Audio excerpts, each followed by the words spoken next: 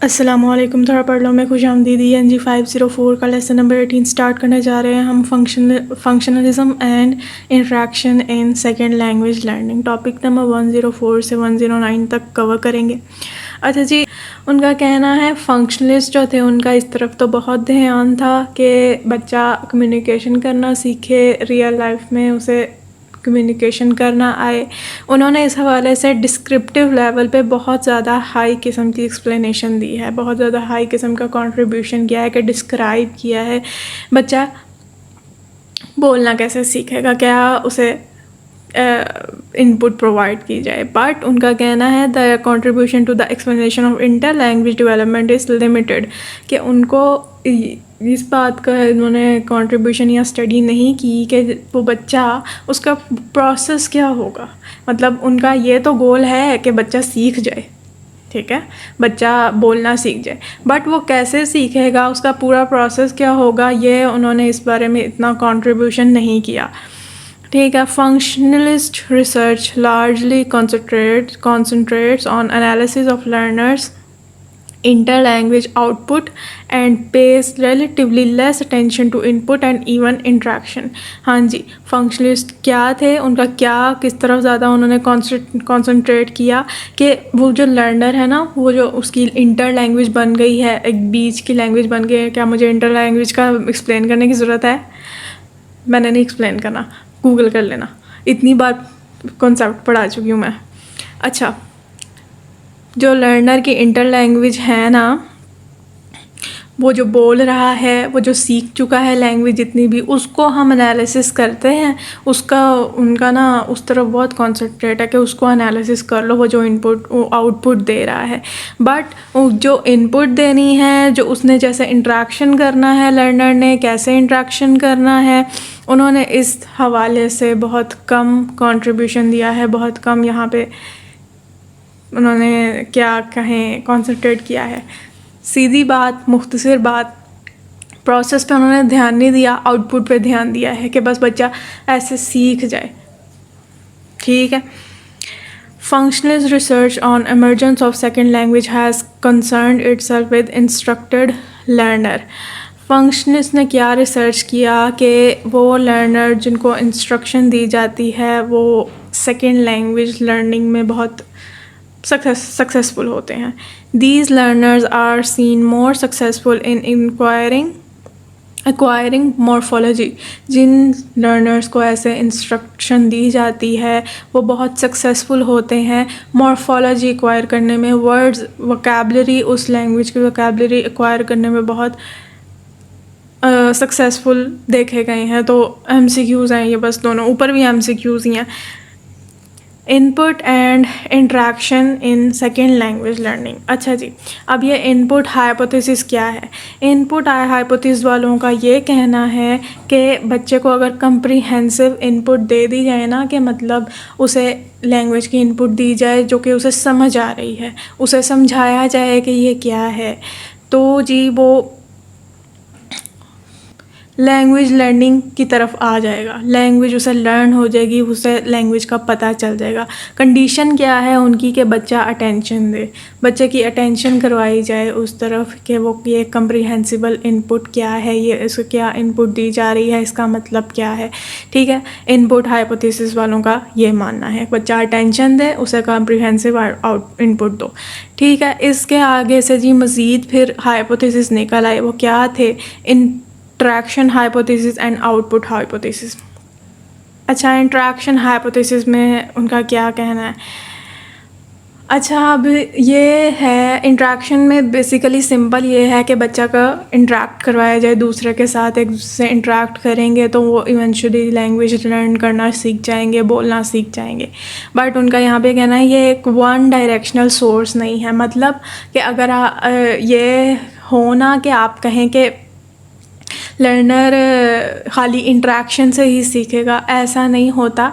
इसमें ये होता है कि लर्नर जब बोलता है ना, किसी से इंटरेक्ट करता है, तो वो क्या होता है कि उसके पहले से उसके दिमाग में जो फीड होती है ना लैंग्वेज की नॉलेज, उसमें एक कंस्ट्रक्शन आती जाती है, एक वो रीबिल्ड होती जाती है construction. Instead when learner engage with their internal interlocutor in negotiation around meaning, inputs, nature might be qualitatively changed. पहले उसके दिमाग में एक वोकैबुलरी फीड होती है, ठीक है, वो इंटरेक्ट करता है। इंट्रैक्शन के दरमियान उसे कोई एक ऐसा उसी वर्ड का सिनोनिम पता लगता है, ठीक है, तो उससे वो जब वो सुनता है तो उसके वो जो अंदर एक इंटरनल इंटरलोक्यूटर है, उसके दिमाग में के जो अंदर एक फीड होती है चीज़, वो वहाँ पे ना जाके फिक्स हो जाता है, वहाँ पे रिप्लेस हो जाता है, वहाँ पे जाके स्टोर हो जाता है कि अच्छा इसका ये भी मीनिंग हो सकता है। तो यही उनका कहना है, engage learner engage with their internal interlocutor. वो अपने ही अंदर, पता नहीं इन लोगों ने क्यों इतना मुश्किल करके लिखा हुआ है, मतलब यही है कि वो जब इंटरेक्ट करता है तो उसके जो है लैंग्वेज नॉलेज बढ़ती जाती है। सिंपल इसका ये है, अंदर ही अंदर उसके न्यू नॉलेज बढ़ती जाती है, ठीक है। तो अंदर से जब उसकी वो नॉलेज बढ़ती है तो वो क्वालिटेटिवली चेंज होती रहती है, उसकी लैंग्वेज की नॉलेज बढ़ती जाती है, क्वालिटी उसकी लैंग्वेज की, ठीक है। The more input is quid, recycled and paraphrased, the greater its potential usefulness as input। उनका कहना है जैसे जैसे वो जो इनपुट उसके दिमाग में मौजूद है, वो जैसे जैसे एनालाइज करेगा, नए नए इंट्रैक्शन करेगा, वो जैसे एनालाइज करेगा, रिसाइकल करेगा उसे, फिर पैराफ्रेज करेगा, वैसे वैसे उसकी इनपुट मज़ीद यूज़फुल होती जाएगी। ये है। तो सबसे पहले क्या है, इनपुट, कम्प्रीहेंसिबल इनपुट दो, ठीक है, बच्चे को कम्प्रीहेंसिबल इनपुट दो, फिर उसका इंट्रैक्शन करवाओ। इंट्रैक्शन के दरमियान में उसे इतने सारे वर्ड्स पता लगेंगे नए, तो वो उसके मेंटल जो है लैंग्वेज नॉलेज बढ़ती जाएगी, क्वालिटी बढ़ती जाएगी, रिसाइकल होता जाएगा, तो और क्या होगा, कंस्ट्रक्ट होती जाएगी उसकी लैंग्वेज। सिंपल सी बात को पता नहीं कैसे करके लिखा हुआ है। मेरिल स्वेन ने स्टडी किया इमर्जन स्टूडेंट्स को। इमर्जन स्टूडेंट्स कौन होते हैं, वो स्टूडेंट्स जिनको प्रैक्टिकल सब्जेक्ट पढ़ाए जाते हैं, पर वो प्रैक्टिकल सब्जेक्ट ना लैंग्वेज लर्निंग के हवाले से पढ़ाए जाते हैं, मतलब लैंग्वेज सिखाई जाती है प्रैक्टिकल सब्जेक्ट के थ्रू, साइंस, मैथमेटिक्स, इस तरह। तो उन्होंने इसकी स्टडी की। उनका क्या क्लेम था, led her to question the claim that comprehensible second language input was sufficient to ensure inter-language development, so she advanced her claim called output hypothesis। उसका कहना है कि ठीक है, मैं आपकी ये बात मानती हूँ कि इनपुट कम्प्रीहेंसिबल इनपुट देनी चाहिए, ठीक है, इसमें कोई शक नहीं है, बट ये कि खाली इनपुट देने से तो कुछ नहीं होगा ना, खाली आप बच्चे को इनपुट देते जा रहे हैं, आउटपुट भी तो निकलवाओ ना उससे, उसका इंट्रैक्शन करवाओ, आउटपुट करवाओ। तो उसने कहा कि आउटपुट हाइपोथेसिस उसने निकाल दिया। उसने कहा second language production output really forces learners to undertake complete grammatical processes. उसने कहना कि आपने इनपुट करवा दी, आउटपुट से ही बच्चे को कम्प्लीटली पता लगेगा लैंग्वेज बोलनी कैसे है, कैसे ग्रामेटिकल स्ट्रक्चर बनाने हैं, क्या सीन है। जब तक वो प्रैक्टिकली नहीं अप्लाई करेगा, कहाँ गई आपकी इनपुट। अच्छा जी, अब input and interaction first language acquisition के हवाले से आ जाए जी। उन्होंने जब ये स्टडी किया इनपुट और इंट्रैक्शन को फर्स्ट लैंग्वेज एक्विजिशन के हवाले से, तो उन्होंने कहा कि अडल्ट्स जो होते हैं ना, वो कॉमनली बच्चों के साथ ना बच्चों जैसी लैंग्वेज बोलते हैं, ठीक है। एक स्पेशल उनका स्पीच स्टाइल होता है। वो क्या होता है, उन्होंने उसे बेबी टॉक का नाम दे दिया, और इस बेबी टॉक को क्या कहा गया, चाइल्ड डायरेक्टेड स्पीच, CDS कहा गया, ठीक है। कि बच्चों के, वो बड़े जो होते हैं बच्चों के साथ बच्चों जैसी लैंग्वेज बोलते हैं, वो खुद अपनी अडल्ट वाली लैंग्वेज नहीं बोलते। तो जी इसका ना UG थ्योरिस्ट ने बहुत ज़्यादा इसको क्रिटिसाइज़ किया। मतलब ये कि उसने कहा कि आप ये जो इनपुट दे रहे हैं उसकी फ़र्स्ट लैंग्वेज के हवाले से ये गलत है, ये ऐसे नहीं करना चाहिए, बच्चे को अच्छी इनपुट देनी चाहिए, अपसर्ड इनपुट नहीं देनी चाहिए, ठीक है। इसके अलावा फिर जी कुछ चाइल्ड लैंग्वेज स्पेशलिस्ट ने क्रिटिसाइज़ किया ये जो पैरामीटर सेटिंग मॉडल्स हैं। पैरामीटर सेटिंग मॉडल्स क्या हैं कि जो कह दिया हुआ है कि बच्चा अपने पैरामीटर, अपनी स्टेज, अपने दिमाग के हवाले से सीखता है, तो उन्होंने इसके हवाले से किया, मतलब कि यूजे थ्योरिस्ट को भी उन्होंने कहा, क्रिटिसाइज़ किया कि भाई ये क्या आपने यूनिवर्सल ग्रामर बना दी हुई है अपनी तरफ से। उसको भी उन्होंने कहा कि भाई आपने ये कह दिया हुआ है कि नहीं जी, बच्चा अपनी स्टेज से गुज़र के ही सीखेगा, ये नहीं होगा तो वो सीखेगा ही नहीं कुछ भी। और उन्होंने इस चीज़ को भी इग्नोर कर दिया कि बच्चा चाहे उसके सामने अच्छी लैंग्वेज नहीं बोली जा रही, नॉइज़ी इनपुट मिल रही है। नॉइज़ी इनपुट से यही मुराद है कि उसके सामने प्रॉपर इंग्लिश नहीं बोली जा रही, प्रॉपर लैंग्वेज नहीं बोली जा रही, उसमें एरर हैं, बट स्टिल ये कि वो जब बड़ा होता है वो सही लैंग्वेज बोलता है। तो उन्होंने इस चीज़ को इग्नोर कर दिया। उन्होंने कहा कि नहीं जी, आपने ये जो स्टेजेस बनाई हैं ये जो पैरामीटर सेटिंग मॉडल्स हैं ये भी फ़जूल हैं। और उन्होंने इस एविडेंस को भी इग्नोर कर दिया कि बच्चा नॉइज़ी इनपुट से भी अच्छी लैंग्वेज, मतलब कि लैंग्वेज गेन कर सकता है, लैंग्वेज एक्वायर कर सकता है। गालावे एंड रिचर्ड ये जो इंटरेक्शनिस्ट थे, ये दो इंटरेक्शनिस्ट थे, इन्होंने कुछ क्या कहें कि चाइल्ड डायरेक्टेड स्पीच के हवाले से कुछ बेनिफिट्स हमें प्रोवाइड किए हैं कि ये फैसिलिटेट कर सकती है लैंग्वेज एक्विजिशन को, बच्चे की लैंग्वेज एक्विजिशन को। वो क्या पॉइंट्स थे कि बच्चे की अटेंशन को मैनेज किया जाए, मतलब कि बच्चे को अटेंशन करवाया जाए कि कौन से लैंग्वेज की तरफ उसकी अटेंशन होनी चाहिए, कौन सी नहीं। पॉजिटिव इफ़ेक्ट उसके सामने रखे जाएं, मतलब कि अच्छी लैंग्वेज बोली जाए, सीधी बात है, अच्छी लैंग्वेज बोली जाए और छोटी छोटी लैंग्वेज बोली जाए, छोटे छोटे जुमले बोले जाएं। ये नहीं कि ज़्यादा सारे आप जैसे कहना ना प्रोसेसिंग लोड उसके सामने कर दें कि बड़े बड़े जुमले बोलें, बड़े बड़े वो बोलें तो उसे मुश्किल हो प्रोसेसिंग करने में। फ़ीडबैक दें जी आप उसे कि आप यहाँ पे आपने एरर किए, यहाँ पे नहीं एरर किया। करेक्शन मॉडल्स में भी करेक्शन आ जाता है, इस तरह के जी ये उसने कुछ बताए।